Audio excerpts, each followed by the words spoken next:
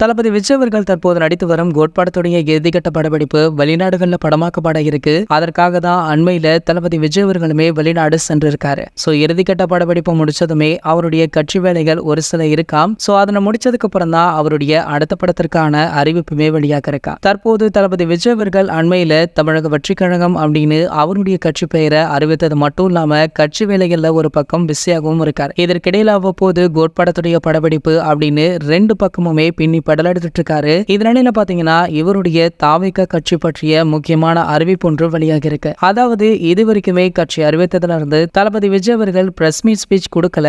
அவருடைய மேலாளரான புஷியானந்த் அவர்கள் தான் ஒரு சில பிரஸ் மீட் ஸ்பீச்சும் கொடுத்திருக்காரு. சோ இந்த நிலையில பாத்தீங்கன்னா தளபதி விஜய் அவர்கள் அவருடைய கட்சி மாநாட்டை மிக பிரம்மாண்டமாக நடத்த பிளான் போட்டிருக்காராம். தற்போது நடந்து வரும் நாடாளுமன்ற தேர்தல் முடிஞ்சதுக்கு அப்புறம் இந்த தமிழக வெற்றி கழகத்துடைய முதல் மாநாடு அறிவிக்கப்படும் அப்படின்னும் அதுல தளபதி விஜய் அவர்களுடைய மாசான ஸ்பீச்சை கேட்க பலருமே ஆவலுடன் வெயிட் பண்ணிட்டு இருக்காங்க. மேலும் இந்த முதல் மாநாட்டில் தளபதி விஜய் அவர்கள் தன்னுடைய குடும்பத்தினர் அனைவருடனுமே கலந்து கொள்ள உள்ளதாக தற்போது தகவலுமே வெளியாக இருக்கு. இது போன்ற தளபதியை பற்றி வெளியாகும் அனைத்து செய்திகளுமே நீங்கள் உடனே தெரிஞ்சுக்க நம்மளுடைய தளபதி 360 அப்படின்ட்டு நம்ம சேனலை சப்ஸ்கிரைப் பண்ணிக்கோங்க.